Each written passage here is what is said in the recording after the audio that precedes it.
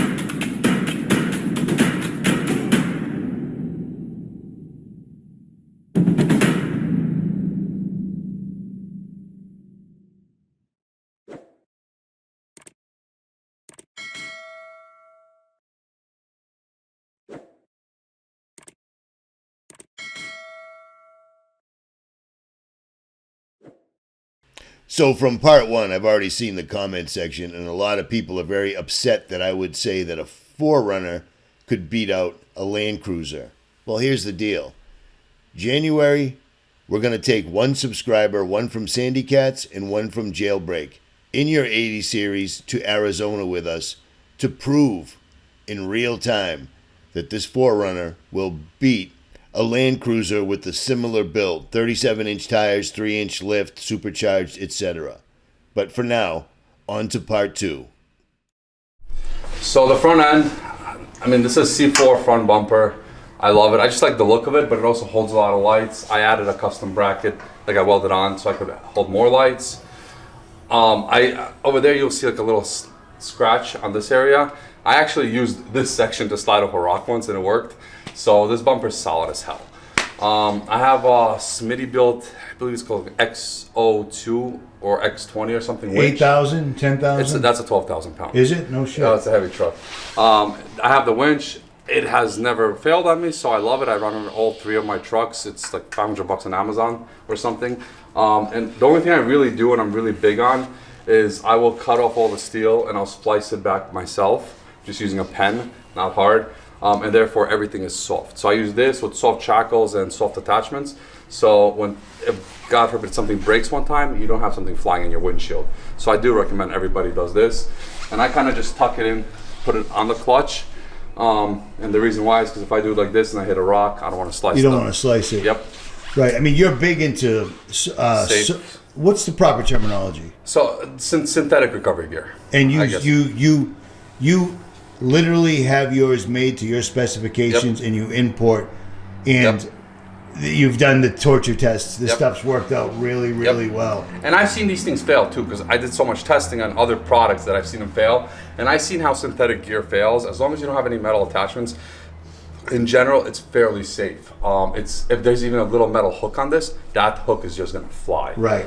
We all recently saw that guy out in Colorado trying to tow somebody or whatever he was doing. He took his own head off and died. It's a thing. So you just have to be smart about what you're doing. And then I have RCI skid plates all around, steel. For me, skid plates, I can't say anything good or bad about it. I'm going to link, you did a video where you tested the durability, real world. Yep. You didn't do it with a hammer. You went to the rocks, you high centered your truck, and you tried to defeat the skid plates. So I'm going to post a link in this video to your video because that was a hell of a test. I bought like over $1,000 of aluminum skid plates in one day. I ruined them so much I couldn't even put them back on. So I do recommend, if you're going to put steel, I mean, you need steel skid plates if you're going to wheel. Aluminum is crap. It's just a waste of money in my opinion, unless you're doing 5 roads only. And honestly, putting steel on the bottom and making yourself, you know, lower center of gravity versus putting 500-pound rooftop tents up top and no weight down here, you're going to be way more. I totally agree, man. Totally agree. There is one you should probably take a picture. The template, that kid, the Ukrainian kid from Stellar built me that piece for the second transfer case. Yep. You're going to need that. I'm going to be putting that in. It ties right into the RCI, so I don't forget. So I do plan on doing that as well once I put the taco box in. That kid was a killer kid. So yeah, I mean, then I have a bunch of Baja Design lights. Are those all separately switched? They're all separately. I mean, two separately switched. Right. I'll tell you, the XL Pros, I love. They're super, super bright. These are street legal. These are the same thing that aren't street legal. So if I'm ever having to use this on a very dark road, but I still have a street legal button, if you get my gist. And then this goes on the side, so you know it works like that. When I'm in canyons, I don't like yellow light. Otherwise, I love yellow light. In canyons, I like white light, so I put a white. You got a better, I ran into that in Moab as well. I agree with you. The yellow lights make it glow. It's a weird color. You can't see depth. It's bad. Yeah, and it gets a little scary. But then after I left here last year, I had regular rigid ditch lights, and I ran into a storm, and I couldn't see. Every one of my lights, all the lights were simply making the snow worse. Yep. So I swapped over to the XL Pros for my ditch lights, and I'm good to go. Yeah, I'm happy with them. So yeah, that's pretty much it. I also have a bunch of lights in the back too, which we can cover. But I don't know. You want to talk about the RCLT? Because you were one of the first people to successfully put this in. And you did this yourself. So yeah, so there's a backstory on the RCLT kit. I think I was one of the first people that ordered it, if not the first person. I mean, when they announced it's going live, I was on their website ready to press the button, and I pressed the button the second it went live. I was the first person that ordered it, and then this went to a shop, and there was just a lot of complications. Some of the complications, a lot of them were RCLT kit complications on their end, their fault. So the front end, I have the RCLT kit. So when they just came out, I was really stoked about getting it. There was another guy out there, I forgot his name, Wyatt. He was supposed to do the whole install for me. Another problem with shops. I forgot, something toys, off-road toys or something. And I gave him I think a $6,000-$7,000 deposit to get a taco box installed, RCLT kit installed, a whole lot of work done. And then he disappeared on me with my money. And then I went in the forums, and it seems like he disappeared on everybody. And he was just took everybody's money and ran. Luckily, I paid with Amex, so I got my money back. But that was another bad, time with a shop. Right. So, and he was big. And honestly, at the time, kind of Marlin, he was doing all of Marlin Crawler's installs in Southern California. So anyways, that happened. I couldn't get the RCLT kit from him now because he promised to get me 3 months early or something. So the second they went live on the website, I bought the RCLT kit. I was the first one that had it. I had it scheduled for an install at RPM Garage. And when we got the kit, we had a lot of problems. It was supposed to be on the rack for a week. It was there for a month plus. I don't want to throw blame around on anybody, but honestly, I was the first one installing it or having a shop do the install, and there was just so many problems going on from the instructions. All that was resolved eventually. Marlin Crawler updated the instructions. I have a good rapport with them. We kind of figured out all the issues and fixed them all, and I can't say anything bad about them, except I learned my lesson, right? If you're going to be the first one using the first product, you're going to go through hell. How many times have I run into that? Yep. Try to be the first one because you got the time, you got the money. Why not? Being the first one isn't always the best thing. But in your case, it worked out, and you worked with Marlin to improve it for everybody else. Yeah, it worked out. So that's awesome. Marlin did that. I got their taco box. I'm waiting. They're going to install it for me. I'm super stoked with Marlin in general as far as that, but you just got to know what you're getting into. And I wasn't ready for that. And that's kind of what led to this whole project, because when I got my RCLT kit, my rig on the RCLT kit, there was other problems going on with the rig, and I'm like, I just got to do all this myself. I tore the kit apart myself again, and I rebuilt it the way I wanted it with dual shocks. Marlin Crawler doesn't and has never really offered proper dual shock setup. So I actually, you'll see a video later, but I cut into I bought a welder. This is when I bought a welder. I never welded before in my life. I hear you. And I basically had to cut into the arm, and I boxed it, and that was my first welding. My first welding was installing my dual suspension. It was crazy, but it worked. And the reason why I have 2 sets of limiting straps here is because I didn't trust my welds on one set. Hey, at least you're saying it. 'Cause how many of us have paid professional welders and you're like, maybe we should put another one on? So it's all good. You're good. But I built it out perfectly. I'm super happy. I don't know if anybody else, even to date, I'm pretty sure nobody else is, running a dual suspension that's not a 2.0 smoothie. So with the Marlin Crawler kit, if you have a dual shocks, and you put a 2.5 triple bypass, when you go up, you're gonna limit yourself like right here. That's where it's gonna stop. Right. It's gonna hit the shock. And I was able to, it took me months to figure out, but I was able to make the geometry work that I can get maximum up travel. So maximum up travel, and I get great down travel too. I think I limited myself to 11.75 inches of down travel. I can get more. I could squeeze out more of this if I really wanted to. My limiting is the RCV axle. And I was so, I wanted so much down travel that at one point, you don't even know this, I literally tried to build my own kit to lower my pumpkin so I can get more down travel. And I spent like $600 on parts. I spent like, I don't know, God knows how much time I spent trying to lower my entire pumpkin down by about 1 inch so I can get more down travel, because then my CV angles will be better. So I'm happy with everything. I've just tested the Marlin Crawler everywhere. I'm super stoked with it. I did learn something. Everybody says you want to have like, I don't know, 4 degrees plus of caster or whatever. With this kit at least, you want to be like a 1.5. You want to actually push your tire back a little bit, because what Marlin does is they move the entire axle 2 inches forward. And by moving the entire axle 2 inches forward, you get a lot more clearance in the rear, and you make the Land Cruiser 200 rack work perfectly. I've tested this on my wife's 4Runner. I have a better steering radius than my wife's 4Runner, stock 4Runner. And you've got the Land Cruiser 200 in yours? I have the Land Cruiser 200. Because I've got the Tundra, because the Land Cruiser didn't work in mine. Yep. But the reason why it works in this is because they pushed the axle 2 inches forward, in essence. So they figured the geometry out. That was they put the 200 rack in when I was still stock vehicle width. Yep. I didn't go long travel yet. 200 doesn't work with stock. You've got to be long travel. Yes. Then 3 weeks later they put long travel in, and then I had the Tundra rack anyways, which I'm pretty happy with. But yes, Solo Motorsports makes makes some cool stuff. Yeah. So I'm super stoked. Everything is great except for the RCV axles. To be honest with you, so I'm in the same boat, dude. I'm in the same. I can't believe that I have to really pull my axles out again because the boot's ripped. I'm an expert axle rebuilder, and I never wanted to be one. I could now pull my axle out. You could time me, I promise. 15 minutes is what it takes me now to pull my axle out, because I pulled it out 100 times. I rip these boots rip like crazy all the time. Everybody's having these issues, it seems like. And we even went to the step of going to Australia. Yep. Not physically going there, but we got the boots, every single size that they had.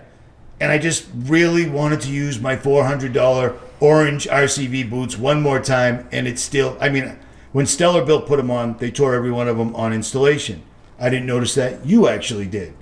When I did it, if you're careful, you can put them on because no big deal. But then it still tore wide open. Yep. And usually I would know I have an issue because it's throwing grease. I didn't see any grease. But now I got a clicking front axle, which really sucks. I'm starting to think that maybe RCVs aren't the way to go, which bums me out to say. So I even went to the point where the outer boots, I was able to get, I believe from a Tundra second gen or like a 2021 Tundra, I was able to make the factory boot fit on this. And I put that on, and it didn't work either because of the angles. So nothing seems to be working. I just ran the Rubicon. Finally, this is the first time that I did a trail and my front orange boots didn't rip, and my inner boot is shooting grease. So I love my RCV axles because they're solid. They give me a lot of confidence. But I got CVJ axles. Sherpa Motorsports runs them. They don't have any issues. And CVJ axles basically use the Toyota factory parts, and they just extend the tube. And I'm throwing those in next week in here. And from now on, I'm just gonna be running CVJ axles for almost everything, and I'm just gonna throw the RCVs in when I go do super hard trails like the Rubicon. That makes sense, but it really does suck because I've given RCV Performance a lot of money over the years, and it's constantly a problem. I agree, but it's because of your angles and this and that. Well, my pumpkin's dropped as much as it can go. I've got long travel, so it's not an extreme angle. It's tapered out a bit, and I haven't even gone off road this time around. And I can tell you it's not the angles, because initially when I dialed the suspension in, I made it so I went about a 1/4 inch above where it starts to click, right? And that was about 12 plus inches of down travel, I believe. Right now, I went an inch above that. I have no clicking, and I could go lower with no clicking because I limited my down travel already by an extra inch just to try to save these boots, and that doesn't even help. Wow. So I don't know what the issue is, but I don't want any more gray hair. I'm Me done. either, dude. Me either. I'm getting sick of shaving my head, but I mean, I'm trying to be loyal to certain places. Yep.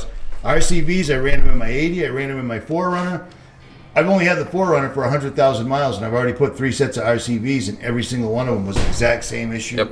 Stock height, lifted, long travel, right now. So, I mean, I'm not stressing out about it anymore. For me, in my That head, sucks. it's like rock crawler, axle shafts, and then I have my daily driver axle shafts. That's how I look at it now. You shouldn't. From that perspective, it works for me. It's cool. I'm doing the same thing. Let me be peaceful in my mind. I hear you. It's all good, man. But yeah. But it's amazing. It's an amazing setup you did here.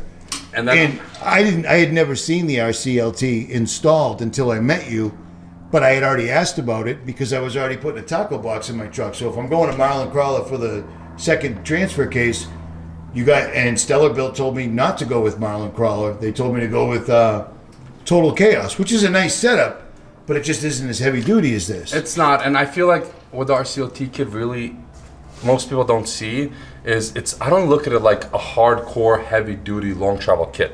I look at it like the perfect fix of the geometry for the steering. Exactly. That's another. Well, two things. It is. I don't know how much Total Chaos has invested in the angle and where everything should be sitting, but I know Marlin Crawler did, Yep. and you can see it. You can see it from here. Yeah. You know what I mean? Yeah. But I'm not going to complain. I already put 2 complete front ends in that truck. Total Chaos King shocks. But the longer I look at the RCLT, you know what's going to happen. I hear you. Every time I leave here, it costs me money. So, Oh, man. all right. Well, it's a beautiful setup, man. And based on your recommendation, I also double sheared my upper control arm setup. I saw that. Yeah. I saw that. Oh, Well, yeah. that was the kid. That was the Vadim, Ukrainian yeah. kid, Vadim. He did that all himself. He made it himself. It was a beautiful setup. I even told him to put his initials in there. I will tell you one story though. Have When at it. I was on the Idaho BDR, probably day 3 or 4, I lost all my power steering fluid. It all just came out on the trail, and I'm like, damn, I'm screwed. I didn't know what it was, and I thought I was screwed.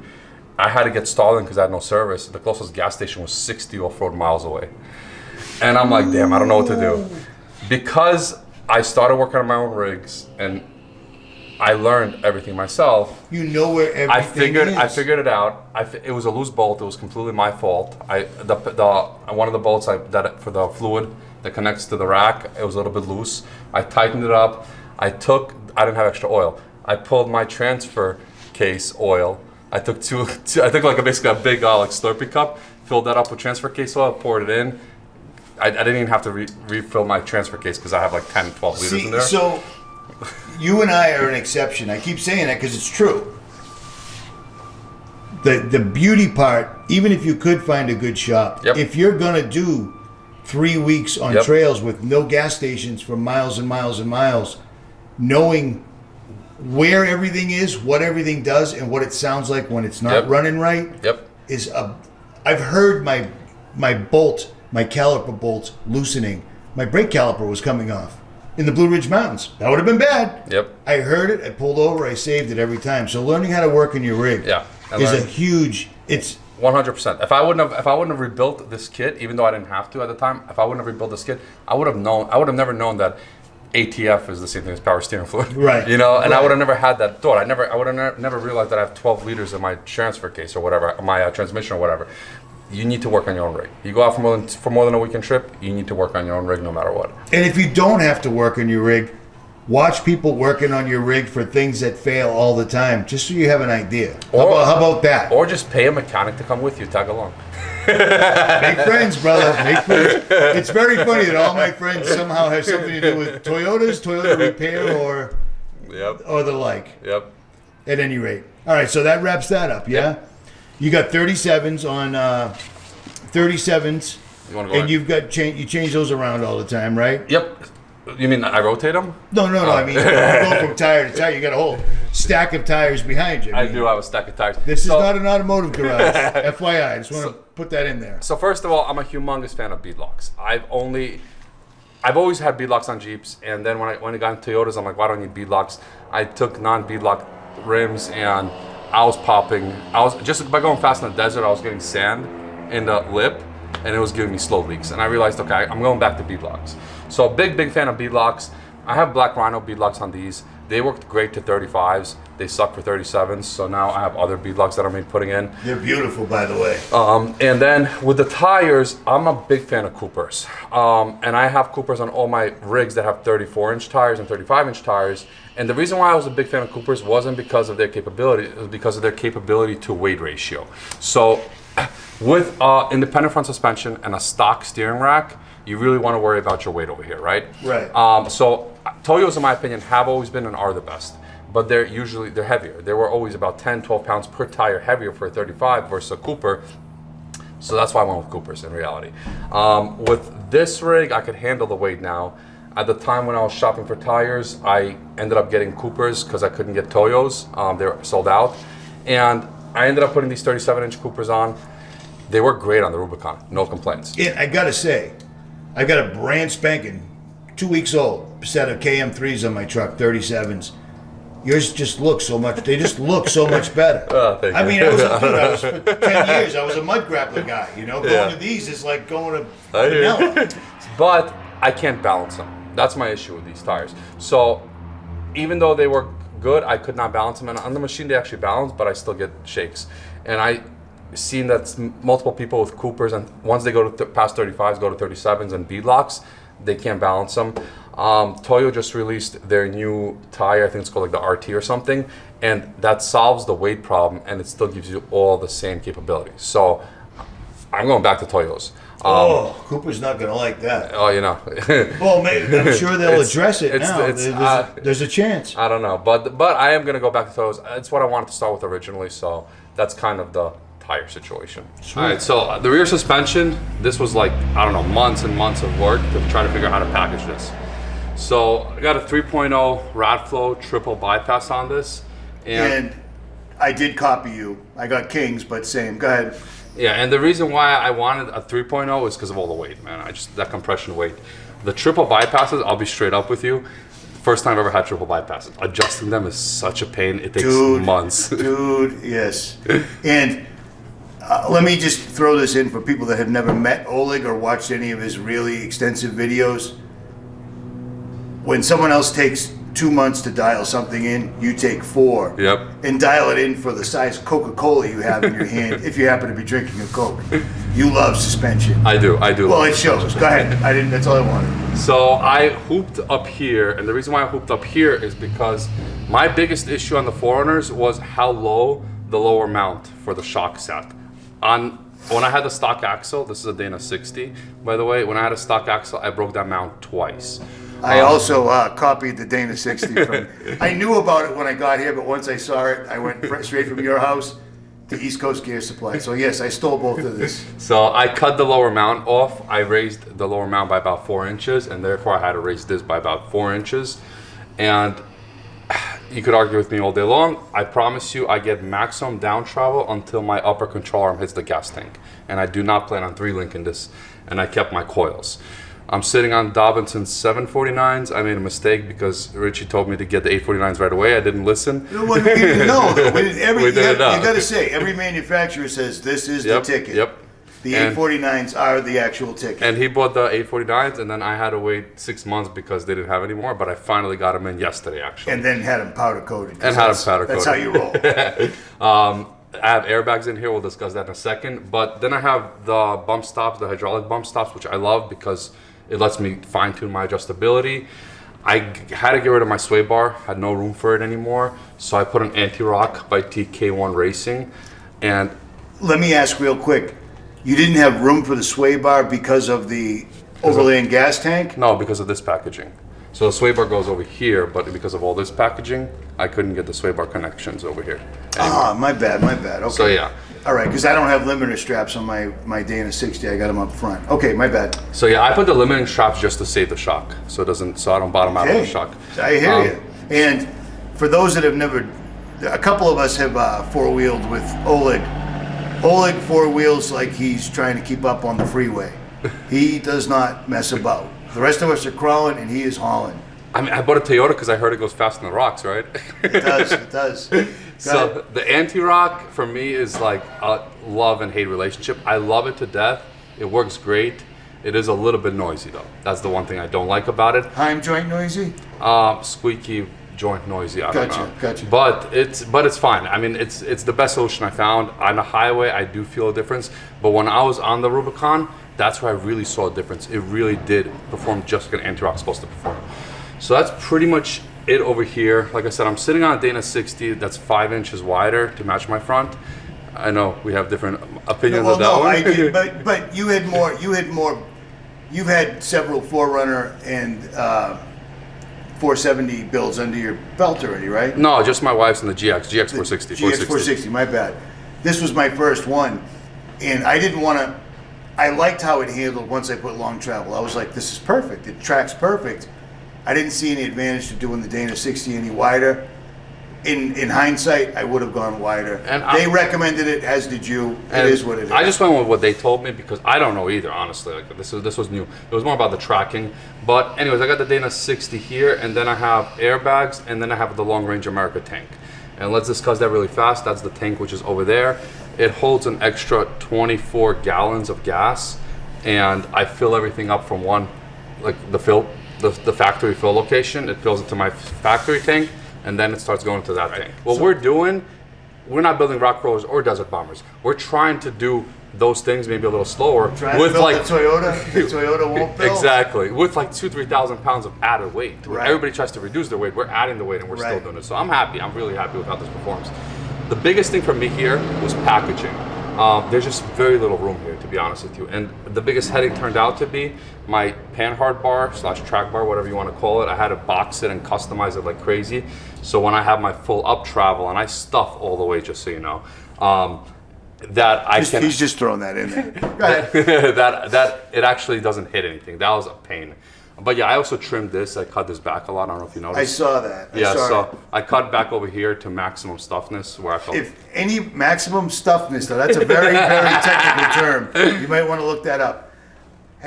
You're not a builder. You're not a mechanic. Nope. You're just like me. Yep. You're just doing this because you can't find anybody else to do it, and pretty soon, you're doing this out of your garage for a couple of years, and you're getting invited to SEMA. Yeah, I mean, that's pretty cool. Just saying. That is very cool. And the way you boxed in. YouTube, baby. Panhard. I learned everything on YouTube.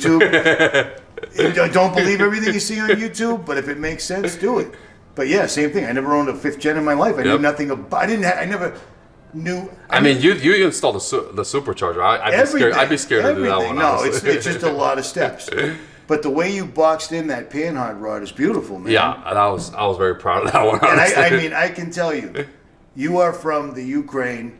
Your job is very, very detail oriented. I'll leave it at that. Your job has nothing to do with hand tools and such. I'm a private investigator. Okay, well, it's not my place to say, but you're a private investigator, big time. Big time. Yeah. The amount of time, energy, and effort. Like, I was here for a while, and I left, and I came back, and you were still dialing in your shots. And it wasn't like he works real slow and sits around drinking beers. You're just meticulous. It's amazing. For me, with the where do you get that from? I have no idea. Work ethic. I grew up in Brooklyn, man. In Brooklyn, you know how it is. You've got to grind. 12 years old, you're working. Right, you know what I mean? Right. You're working still is 9, so people think my YouTube life is great now. So I hear you. But for me, like the suspension, for me, it's like I want to know that I'm getting 100% maximum use out of it. So I am literally pulling my shocks out. I'm going up and down, cutting, putting them back in. I don't know, 100 hours just to get, just of measuring my travel to get it dialed in 100%. It's work, but I mean, I don't know. I just want the best truck ever. No, there's nothing wrong with that. And the sad thing is, especially since the pandemic hit, you mentioned around 2016 things started falling off. Yep. People were getting so much overland work. It was fuck you, pay us, and wait. Yep. Well, I don't mind doing that, and I just recently did that. You leave $35,000 in a pile on someone's desk and say, just do it. And I'll even make a video, so not only am I paying you, but I'm promoting you, and you fuck it all up. Yep. I had to go home and do it all myself, you know? Are you ever going to do this? No. Okay. Okay. Because I've already been asked numerous times, Richie, would you? I'm like, do you have $250,000? That's the point. Because look what I built in my driveway. Imagine what I could build in a garage. I know, but I'm so much. Honestly, I've had so many people reach out. I know you have. At least once a week, once a month, somebody reaches out for a build, and the amount that I would have to charge you is insane because my time is worth my money, right? But it is what people are paying for. People are paying for it, but people are paying $500,000 for 80 series. Fine, if you pay me $500,000, $500,000. I'll build you one for $500,000. But that's the thing. I'm so meticulous. That's the problem, right? I mean, with these shops, they need to have racks. Rack space takes money, right? They have a car in a rack for 3-4 months to do a build like this. That's going to be an insane amount of money that most people probably aren't even willing to pay. And if they are willing to pay, I think these shops probably don't even have that in their mind because they just want to go through fast because they want to, next customer. The shop that I took my truck to, if I had to generalize it in a sentence, they look amazing on Instagram, but they're literally the Jiffy Lube of overland shops. I'm going to leave it at I hear and you. You saw the results. Yeah. As soon as I left there, you were finding things like, hey, all your boots are ripped. And I'm like, that's not possible. They were just put in a week ago. They're brand new. I mean, you saw it. I hear you. I am not exaggerating, and I got the videos to back it up. At any rate, so you wouldn't build these. Would you sell this truck? Not for another year. Okay, fair. I've fair had to an say. offer, a crazy offer. In my opinion, it was a crazy offer, and Well, yeah, but it was a crazy offer. But you've got 180. Somebody offers you $250,000. $250,000 for a 5th gen. But again, Toyota isn't going to build this for you. They can't. For me, it's the amount of time and effort, and you know how it is. The amount of time and effort you put into your blood, sweat, and tears into a truck like this, you spend a year plus, probably 2 years, building it like this. I need to enjoy it. I don't care how much you offer me. I need to enjoy it for at least a year or two before I even consider selling it. And I mean, you enjoy it. But the problem is, after my enjoyment, it's probably going to be worthless. No. Well, I mean, dude, you took this on the 3-week trip. You took this to the Rubicon. There's no damage. No damage, yeah. And you got a chance to test the titanium, which is that's awesome. That is awesome. It's awesome to hear that. So, what else we got here? I mean, that's pretty much it for the rear. I don't know. If the creek don't rise and the good Lord's willing, in the next few months, I am going to have this exact setup. I do have the King triple bypasses in the rear. I do still have this factory sway bar and the Dana 60 Panhard because I don't have the Expedition tank. But I do want to swap this out because the main difference between our two trucks, the way it stands now, is your rear end setup for your shocks. Yep.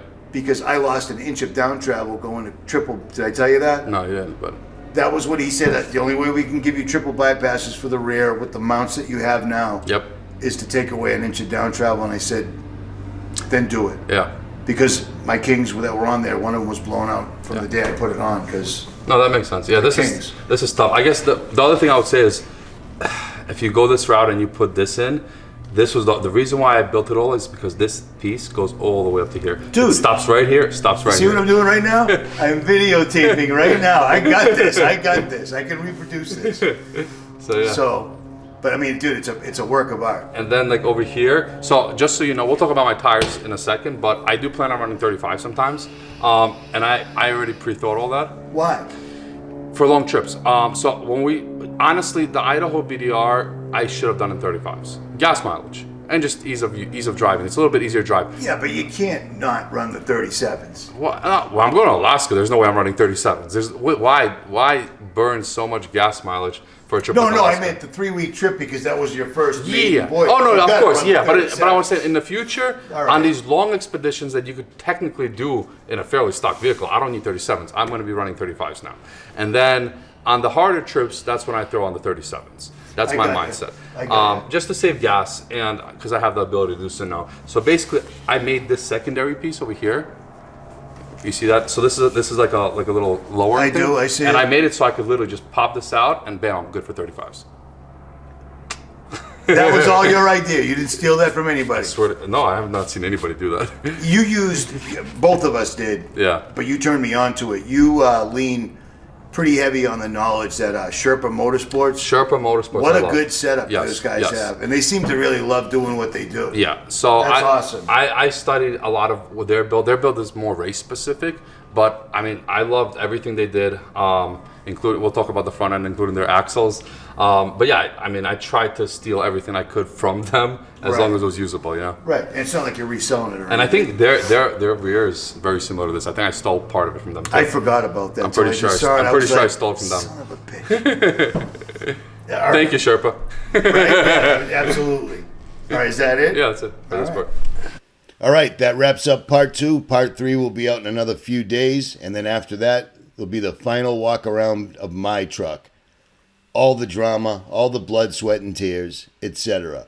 If you enjoyed this video, make sure you hit that like, share, and subscribe, and leave a comment below, and I will return the favor. I am out.